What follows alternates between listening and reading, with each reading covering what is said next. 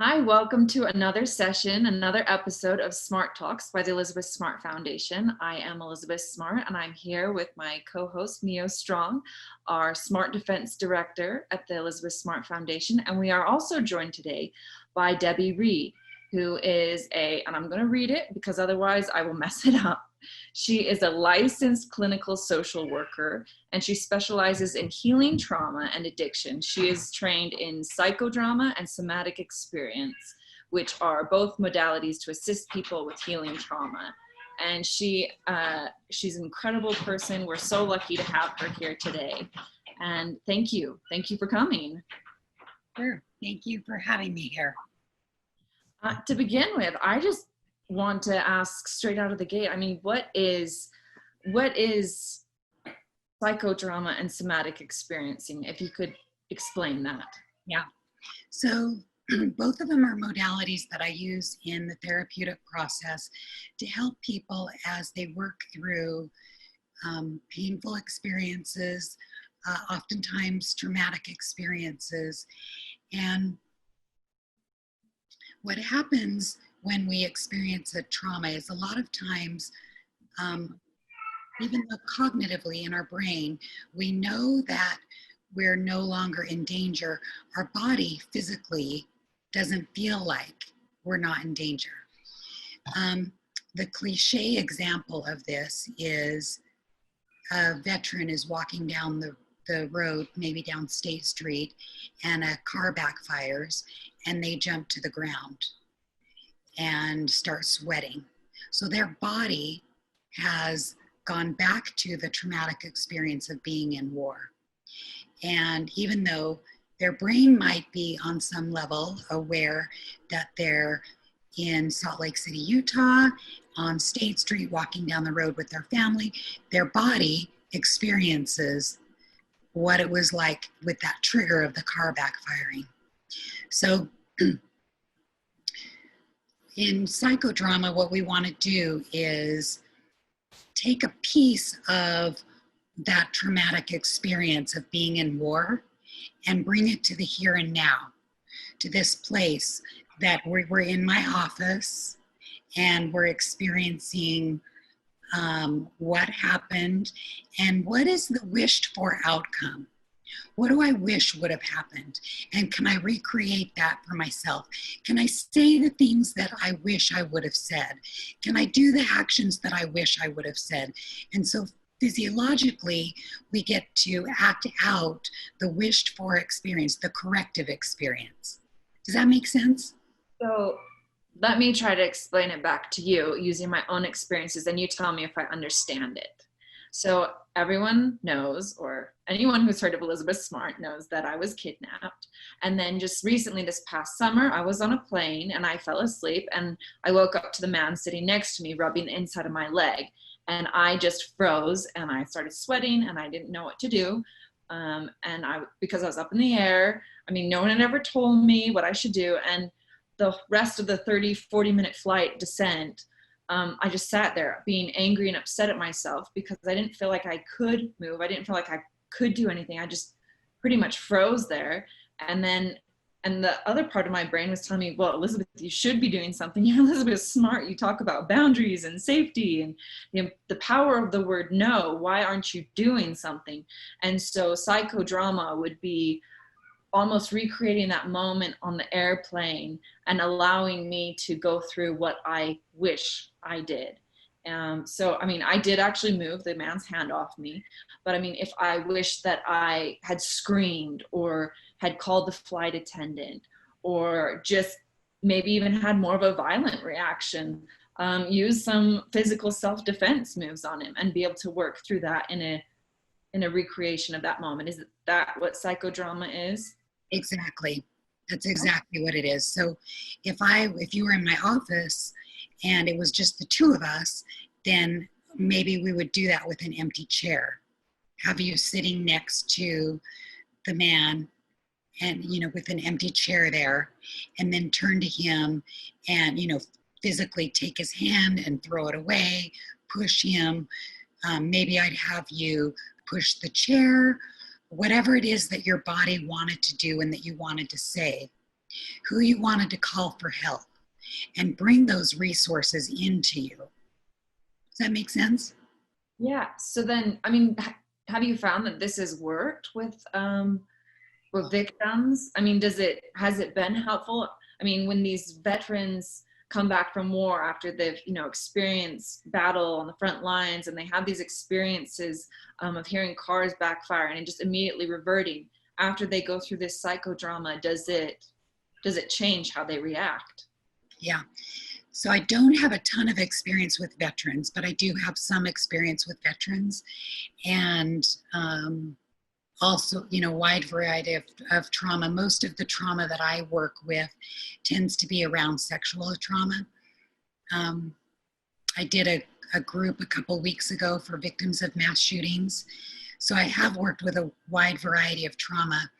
And what I notice for everybody, and including myself, as I've done my own work around trauma, it's very rewarding for the body to be able to complete the longed for action.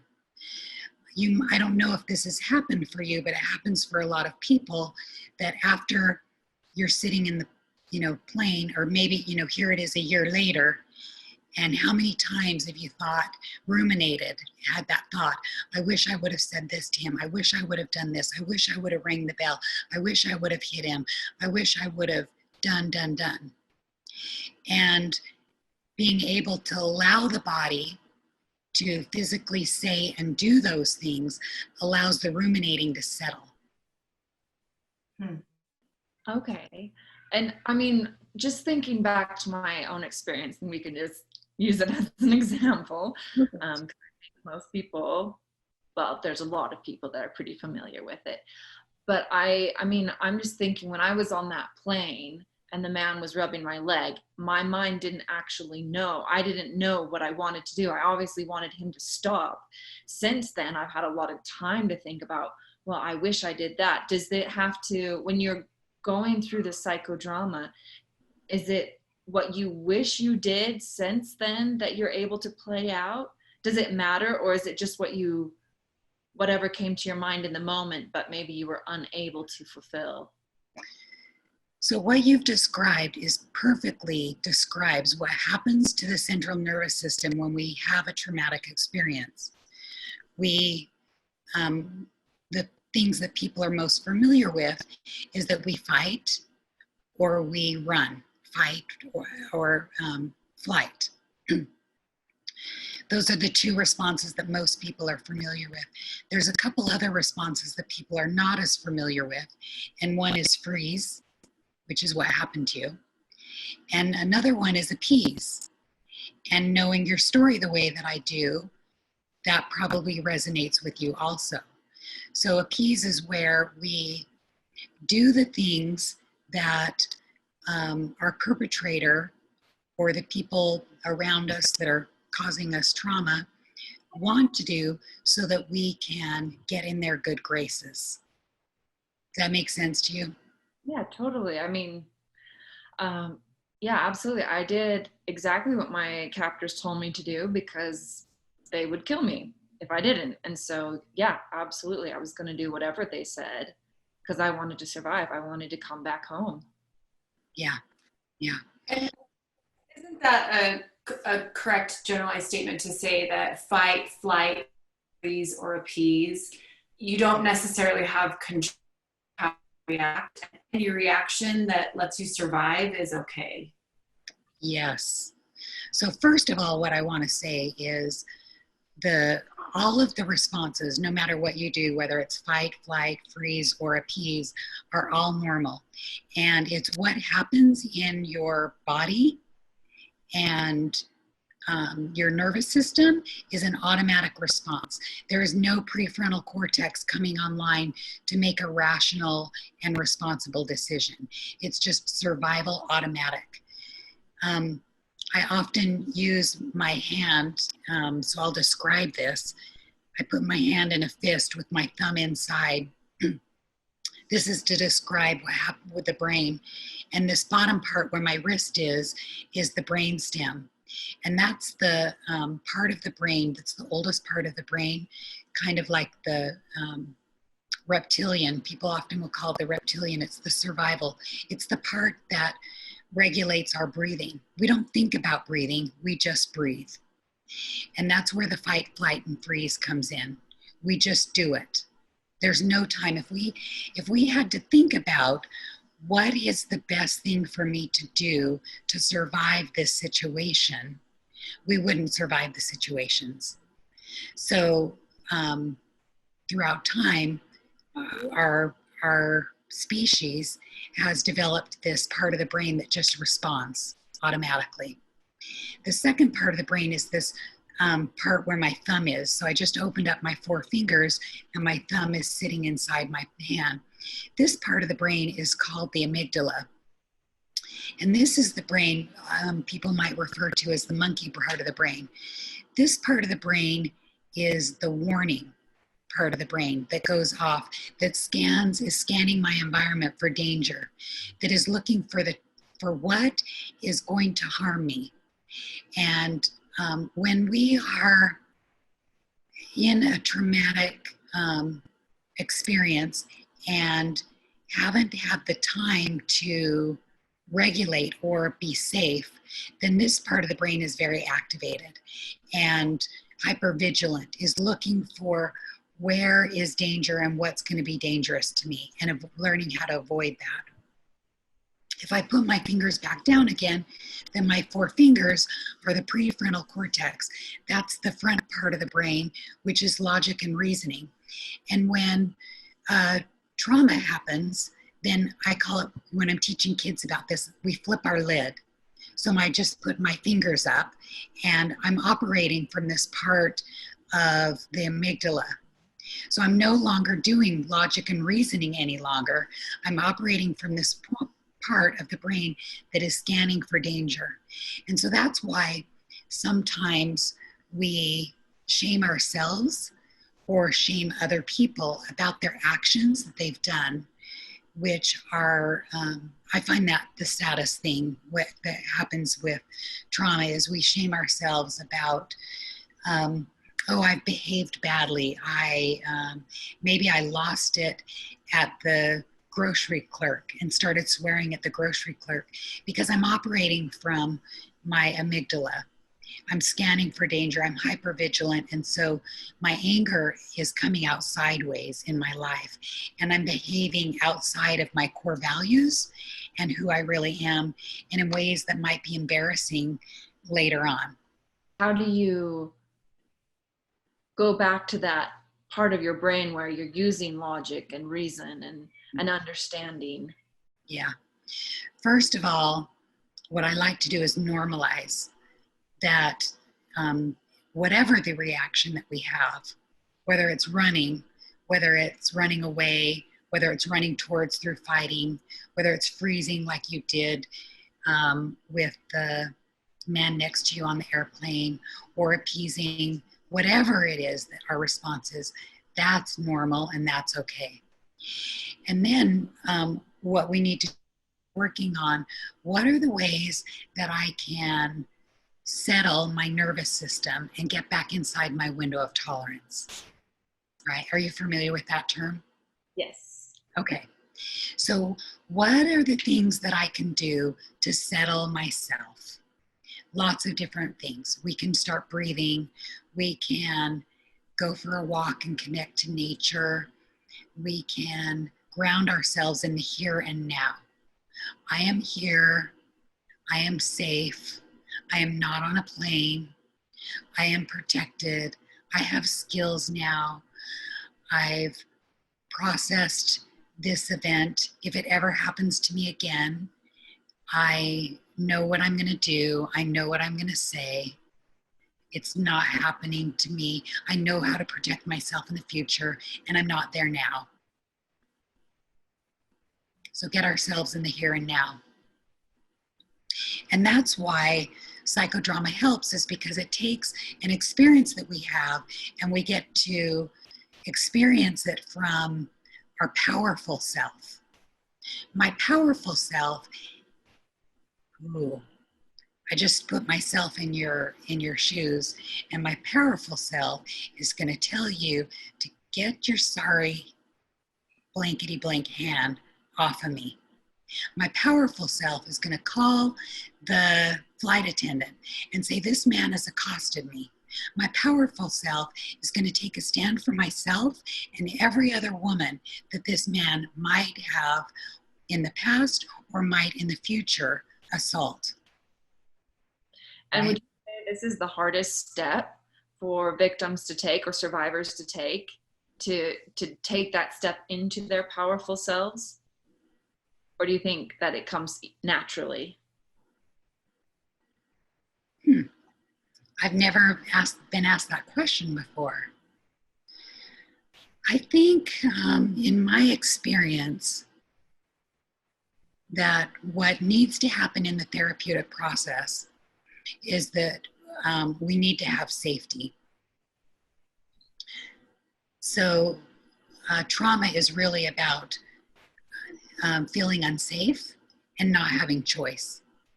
So when I meet with a client for the first time, or as we're meeting, I spend a lot of time around creating safety, allowing choice.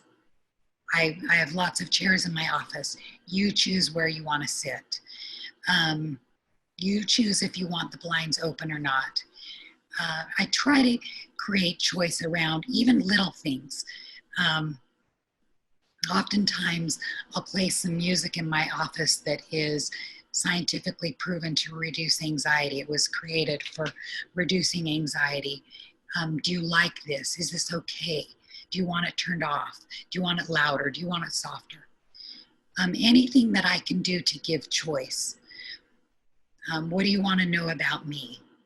What's important to you? What are your goals in this process? How can I give my clients the most amount of safety and choice? So as we're working through our own traumas and we could become aware, where am I safe? What makes me feel safe? What can I consciously choose? So I think those are the keys. You asked, is it hard to step into the powerful self? And my experience is that when we are able to feel safe and feel safe in our environment, then I can help the client transition really easily into stepping into their powerful self. Most people want to be in that powerful place. Once they start tapping into, I'm safe here, and I've got my resources. So if I'm doing psychodrama, I might have you, if you were in a group setting, I might have you bring someone to represent the flight attendant, someone to represent the part of you that doesn't run but fights, someone to represent maybe your children or whatever your resources are. So we would do an interviewing type process where we would find out what your resources are and who do you want there? Who do you want in this setting with you? Who do you wish was sitting next to you? And maybe that person is the one that's going to tell the person next to you to get his hand off of you. Maybe that person is going to pick him up out of his chair and remove him from you. And talking about these psychodrama and how it's this role play of how you wish things had gone. What is it? Do these role plays, should the same experience happen again, does that actually change our initial reaction? So if I came to you and say I brought Mio because, she's like world champion jiu-jitsu mama, and I want her sitting on the plane next to me so that no one ever touches me again.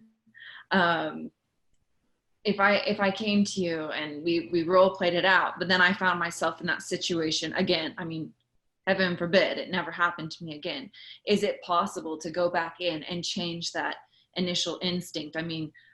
It's clear what I fall back to is freezing. I froze the night I was kidnapped. I froze when I woke up on the plane. Is it possible to go back in and to change that to fight? or to run. Yeah. So what the psychodrama does is give you an experience to practice.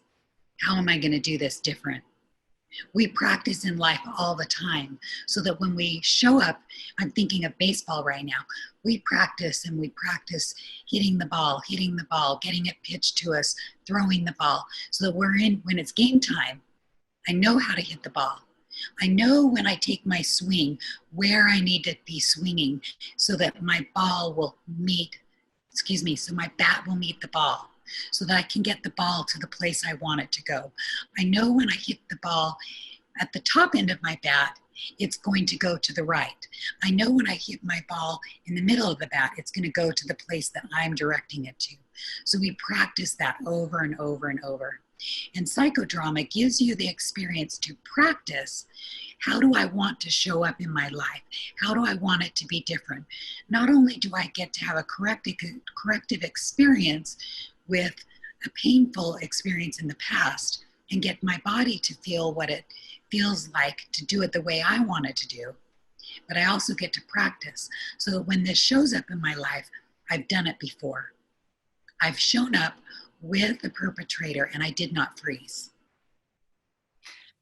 I love that analogy, and I love where you're taking that with baseball. I think that really applies to the smart defense system that we're developing and jujitsu. For me, I was sexually abused, and jujitsu and training every day and training my body to know exactly what it's capable of and to discover my own powerful self on the mats has, changed. I feel like, yes, through something like psychodrama, or yes, through this muscle memory, or Elizabeth even learning all these self-defense moves and practicing over and over and over and over again, your likelihood goes up of maybe being able to change your reaction. Would that be a correct statement, do you think? Yeah. Yes. So we relive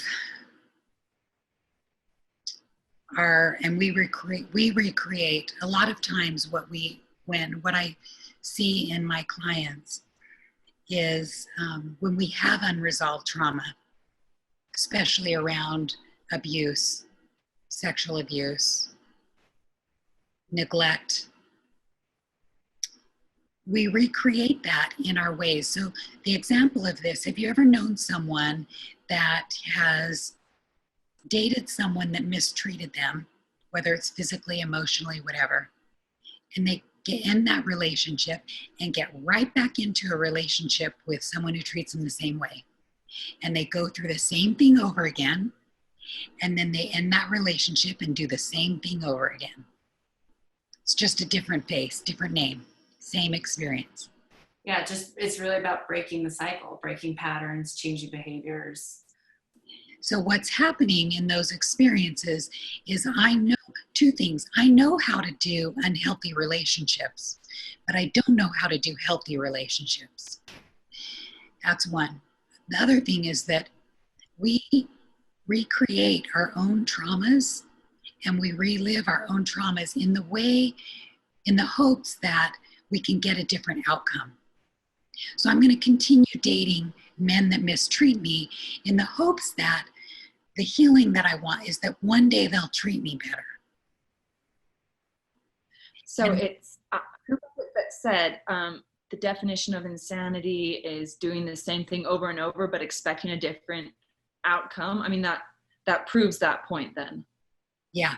Whoever said that, which I should know, but I can't think off the top of my head.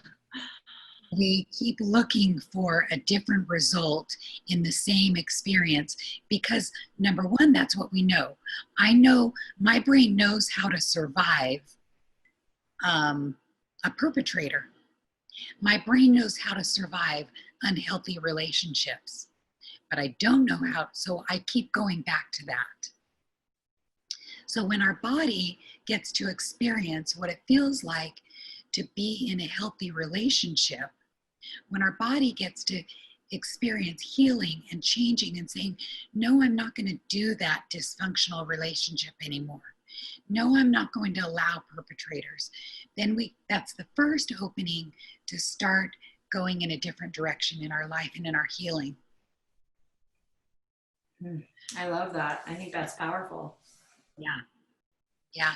I've mixed a little bit. So you asked me about psychodrama, and I love psychodrama, and I've mixed a little bit of what somatic experiencing is in with psychodrama. So psychodrama was created by Jacob Moreno around 1900s, and Peter Levine in around the 60s, 70s is the creator of somatic experiencing. And somatic experiencing is really about following the body and the feelings that come up in the body and going with that and allowing the feeling that came up. So if we're going back to your experience, Elizabeth, what was the feeling that happened to you when you woke up and you felt that man's hand on your leg? It was just like my stomach and all my organs condensed together and just froze. It was almost paralyzing, and I remember just looking at him, and it was like this wave of shock, because I mean, I would never put my hand on someone else's leg.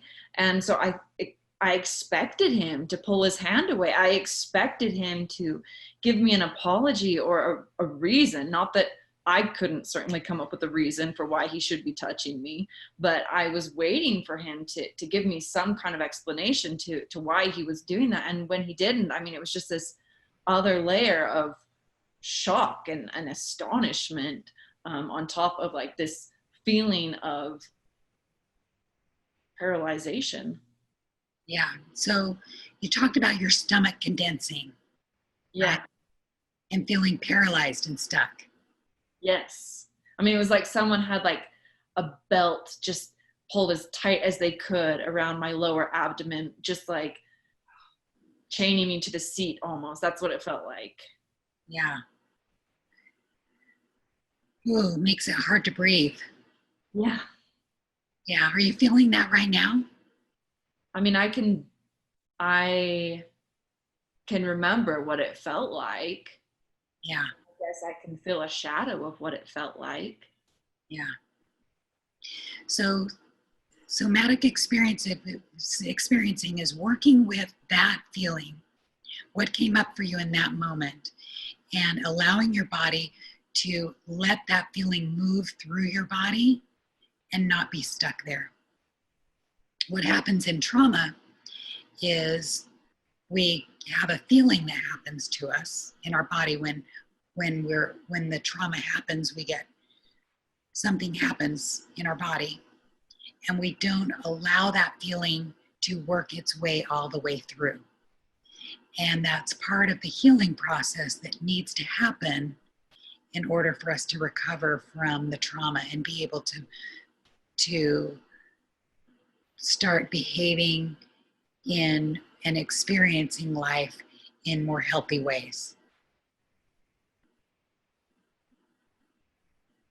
Does it take, I mean, multiple sessions to work through? I mean, I guess it depends on how severe the experience is. Yeah.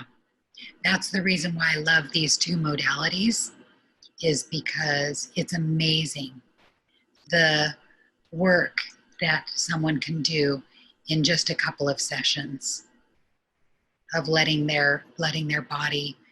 I have a client that I saw this summer.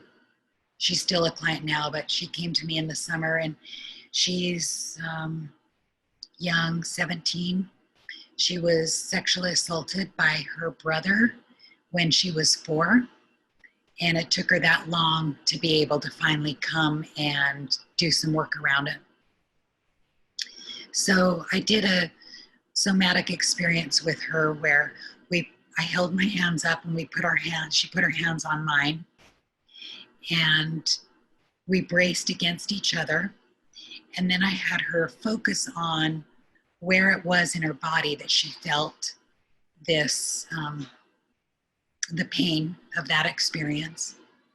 And then what it was she wished she would have been able to say. And so she has her hands against mine, and her arms are kind of bent at maybe a 45-degree angle. And she starts pushing. It's not about strength. It's not about power. If you saw me, you see I have little skinny arms. I'm not that strong. So it's not about strength and power, but it's about the energy.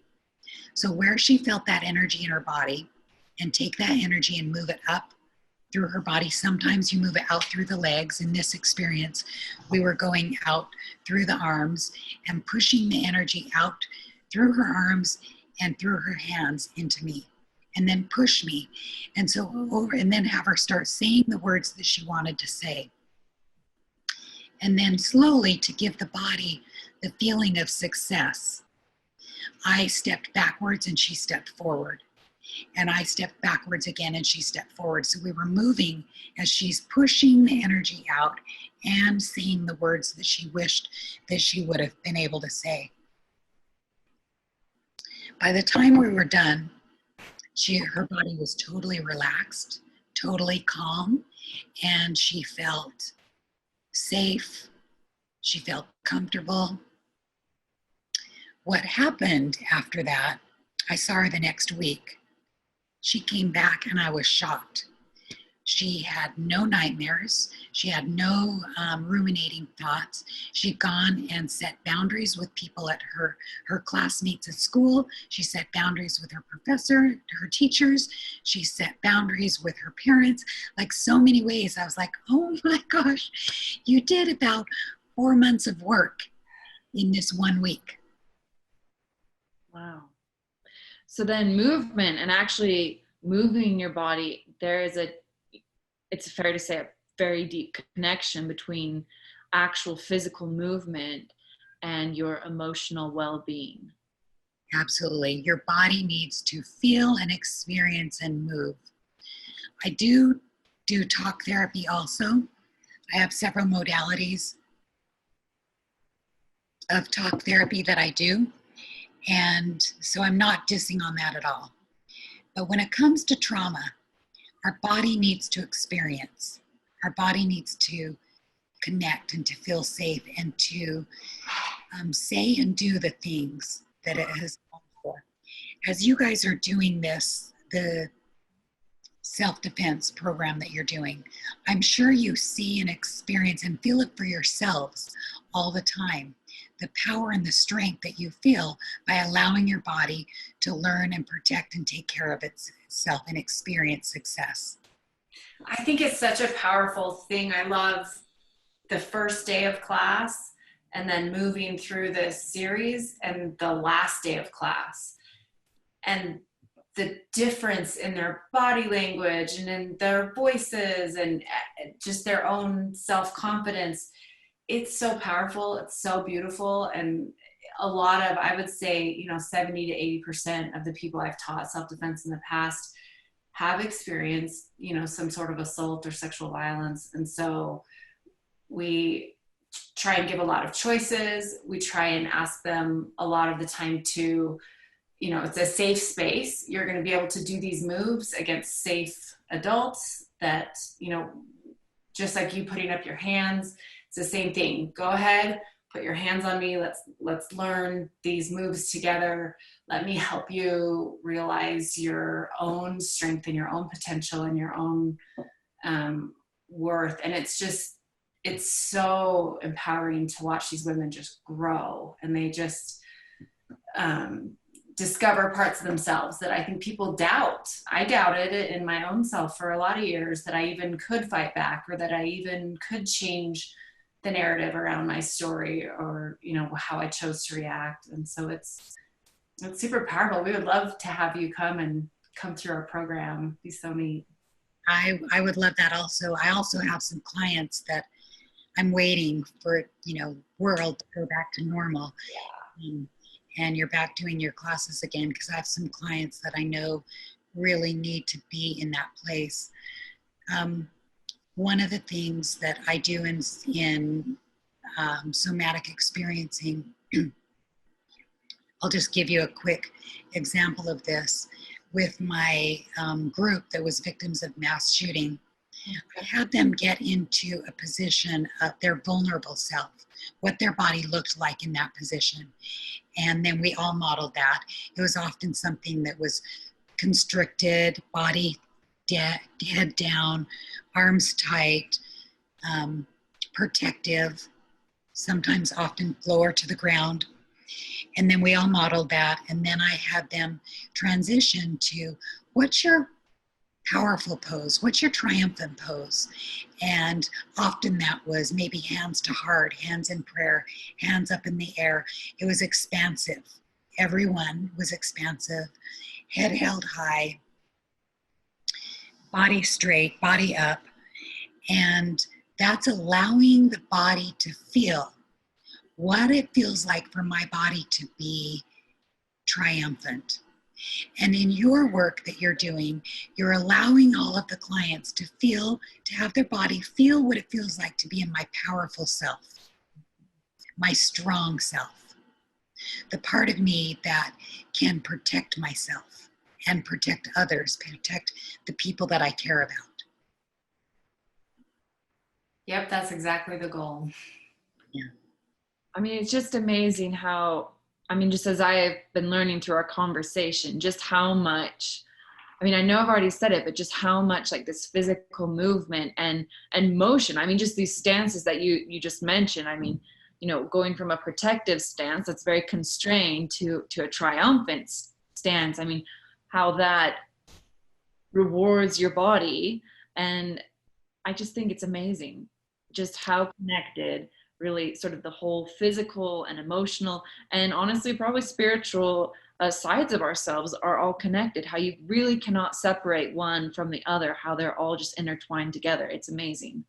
Yeah, exactly. Exactly. And it's why I love this work, and I love the work that you guys are doing in helping women that have been in a place of their wounded victim self to transition and step into their strong self and feel that and know that in their body. Not just up here in the prefrontal cortex. I know that I can protect myself, but also to really step in and feel what my body feels like when I'm strong and powerful. It's incredible. What, I mean, just such a difference that can make just itself. It's amazing. What is your advice for people who are struggling right now? I mean, if there was one thing you could say to survivors or victims or just people who are struggling right now, what would it be? If that's not too broad of a question. I know it's pretty broad. Well, so I have some thoughts, and my thoughts depend on how much time we have. So I can give you a short answer, or I could give you an actual tool that I could, do a guided imagery type thing that I could take you through. It might take maybe 5 to 7 minutes. Yeah, that's fine. Let's do it. Yeah, let's do that. Okay. One of the tools that I will often give clients when they are maybe have come from an environment where they were not protected as a child or currently not protected, not feeling safe, is a guided imagery that helps us to feel what it feels like to have that internal sense of safety. So safety is something that it's a feeling that we have that someone has our back.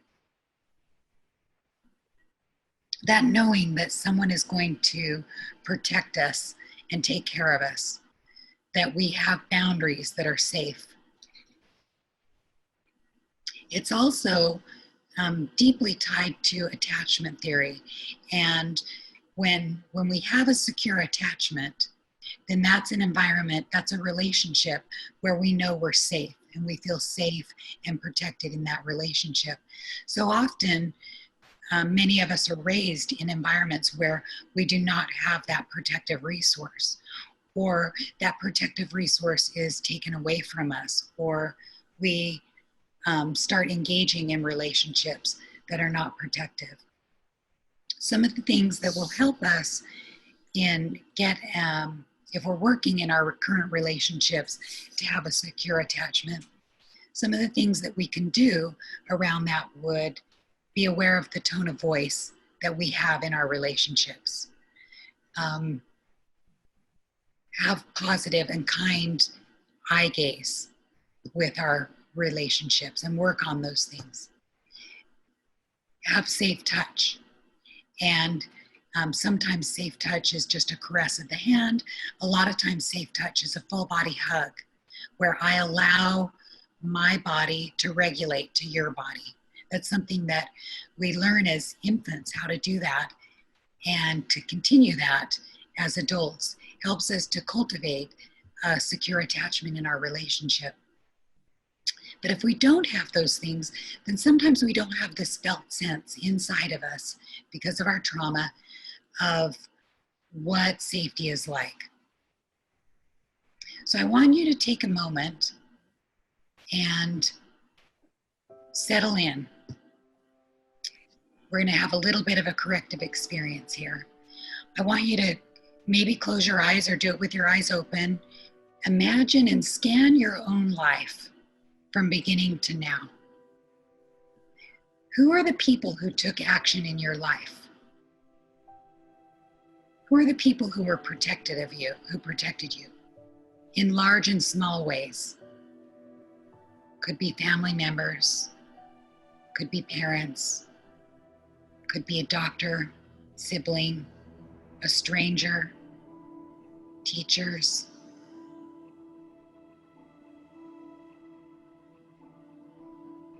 Who are the people that showed up for you and were actively protecting you?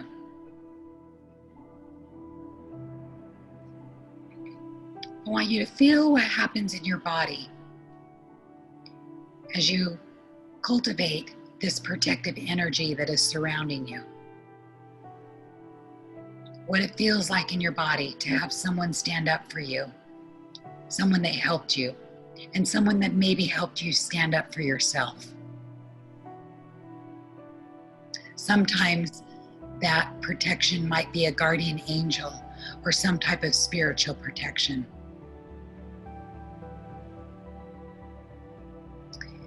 Now I want you to place these different people who are coming up for you. Where do you want them? Do you want them next to you, beside you? Do you want them in front of you, in back of you? Where do you want them? This whole army. This army of protection.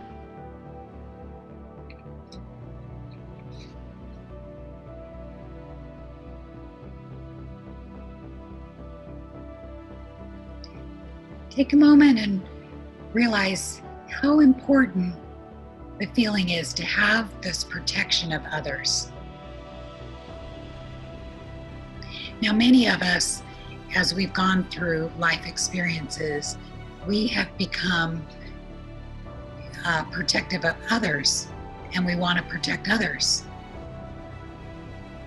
So I want you to take a moment and feel the biological rightness that comes within you as you have decided, I am not going to let other people be hurt. I am not going to let other people be traumatized. I am not going to let other people be helpless. I am not going to let other people be in danger.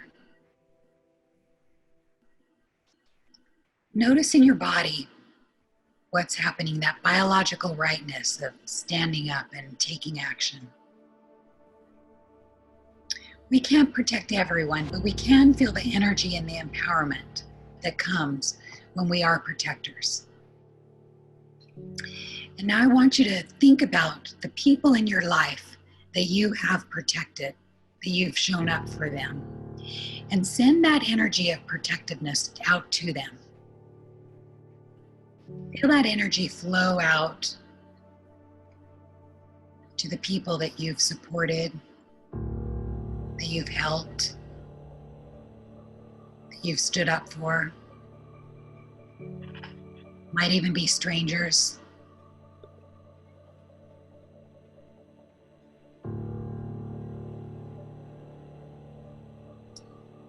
And now we're going to flip this a minute.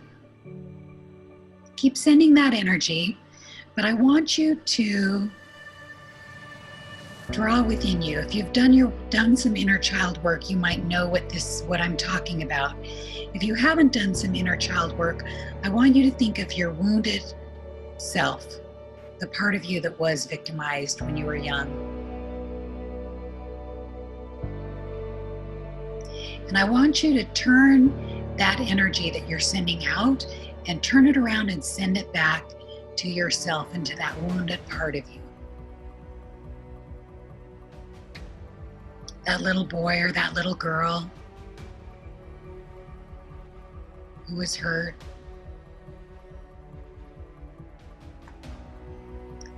Notice what it feels like to be the receiver of someone else's protection.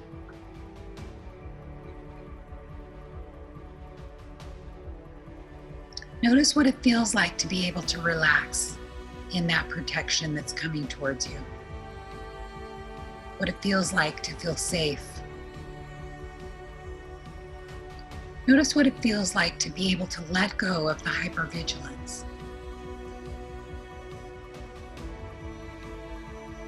To be able to access that relief.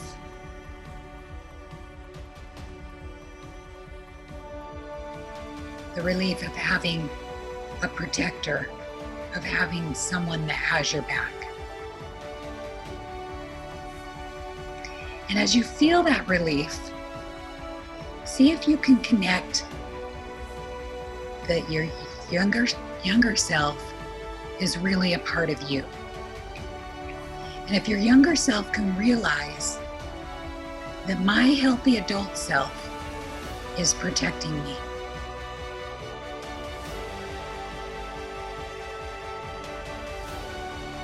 Let your wounded child notice that protection that's coming from myself.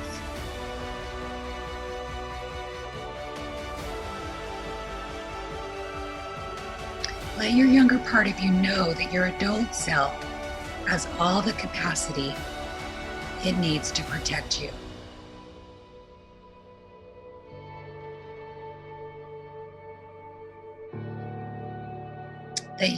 That your protector is always there with you, all the time.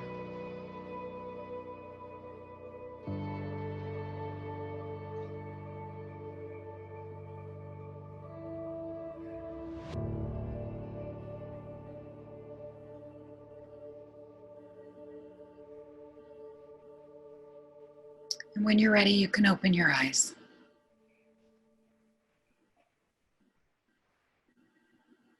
How was that for you guys? Takes a moment. Yeah.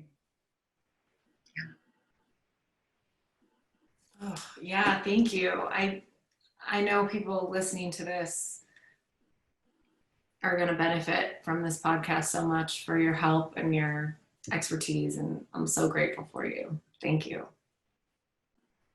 Yeah. I know that I can hear in the tone of your voice that was pretty powerful for you. Anything you want to share with the people listening today about what happened for you? Yeah. Vulnerable, but yeah, no, it's interesting because I immediately had people that stepped up for me when I was little, and they're still, I may not talk to them all the time, but every now and then I reach out to them because it's what I want to do to pay it forward, right? Is be there for somebody else, because I feel like these key adults when I was a child, made it possible for me to stop the abuse and start the healing, even though it's decades later and I'm still crying over stuff like this. But it's good to just be aware and to sit in it and allow yourself to feel it so that you can move through it. I think for so many years, I just, nope, I'm tough, I'm this, I'm that, I'm gonna, take care of myself and everybody else. And it's valuable to let go of the hypervigilance sometimes and to know that you are protecting your own younger version of yourself. I have never heard of it that way, spin that way, but I can obviously relate to it. Yeah. Thank you for sharing. I think it's important to share with the audience of what came up for us so that we know, as audience members listening, that I'm not the only one. That I'm not the only one that was moved to tears, that I'm not the only one that has felt fear, that has felt abandonment, that has felt hypervigilance. So thank you for your willingness to be vulnerable and share that. Thank you. And I'm so glad that you brought up the point of the fight, flight, freeze, or appease. I want to just get that out there to everybody, because people in my life currently that know what I'm doing and still don't quite understand freeze or appease. And it's not that no malicious intent, it's just ignorance. And so being able to speak with the professional and acknowledge that these 4 reactions are all normal. There's no shame involved in how your body reacts. And if you haven't experienced anything that you've had to draw on those 4 reactions, that's amazing. But a lot of people have, and it's a completely normal thing. Whatever you do to survive is the right thing. Yeah. I was thinking about this, as I was preparing to talk with you today, and my automatic reaction, the one that my starting gate, the one that I usually go to, is fight. Like, come on, bring it. I'll take you down. That's my generally the response that I go to. And I had an experience about, 15 years ago, where someone at about 4 o'clock in the morning opened the bedroom door. We have a bedroom door that goes to the backyard, and the door wasn't locked, but the alarm went off. And my husband hopped out of bed and shut the door and locked it. And he believed that the wind opened the door. And so, I'm walking around the house looking, trying to see what's going on. Couldn't see anyone in the backyard. So I go get in bed, and my husband is off in another room. And I hear this knocking on my window, and I get panicked. So I go over to the window because it keeps knocking at my window. And I pull open the curtain, and right real close up to the window is this man that's bald. I believe he was high on drugs, and so his eyes were big and stuff, and his face is right in my window. And I never would have imagined my reaction. I dropped the window shade and screamed and ran around my bed and got into my bed and pulled my sheets up to my face and sat under my bed screaming. And that's not my normal go-to. It's but it wasn't something I chose. And I laughed at myself later on that what I'm going to do is go hide underneath a sheet as my protection. But that was when my brain did, was to run to flight. And it wasn't a choice I made. It wasn't my normal reaction. It didn't make sense for the situation. And when we go into that automatic, when our body goes into the reaction, the fight, flight, freeze, there's no choice in it. We're just doing. I wish more people understood that. Yeah. That's our mission, right? Yeah. Because I'm not doing presentations right now, but I do speak a lot. And I mean, now I just make it part of my presentation, because for years, every time I did a Q&A session, the first question out of people's mouths would be, well, why didn't you run? Why didn't you scream? Why didn't you do this? Or why didn't you do that? And for years, I would feel extremely defensive, and I wouldn't really understand why I felt that way. And eventually I realized it's because I wasn't angry at the person for asking the question out of curiosity, but that I felt like they were saying, you should have done this and you should have done that and you didn't do enough. And for me, it was never a question of doing something. It was never a question of choice. It was simply surviving. And so, I mean, just to echo what Mio said, what you said, I mean, understanding that our body just reacts, and we don't have that logical control over, or that reason within us to be like, okay, well, I have a wall between me and this person. I have a phone next to me. I'm going to pick up the police and I'm going to pick up my phone and call the police. You don't use that logic. You just do what your body tells you to do. And for me, for months and months and months, it was doing exactly what my captors told me to survive. And ultimately, I did survive. Ultimately, I am here today. So, I mean, looking back, of course, I wish I'd been rescued sooner. Of course, looking back, there are things that, of course, I wish they went differently. But at the end of the day, I don't regret any decision I made, because I am still here. And it so very easily could have been the opposite. I could have been killed. I could be dead. I could very easily not be here today. And so I just love how clearly you just explained all of that. Mm. When I think about your story and your story on the plane, you said, as you were talking about that, well, I froze when my captors took me, and I froze on the plane. What came to my mind in that moment is that your body learned that for me to survive, what I do is freeze. So my deepest hope for you, and you probably already do this, but for those of us who freeze and we shame ourselves about I froze, sometimes that's what we've learned. When I freeze, I live, I survive. And that is a very real way to survive. And we see it all the time in the wilderness, where, I mean, if you YouTube deer or animals that freeze all the time, animals will freeze so that they survive. And that's a message that your body has received. When I freeze, I will survive this. So it makes total sense to me that you froze on the plane.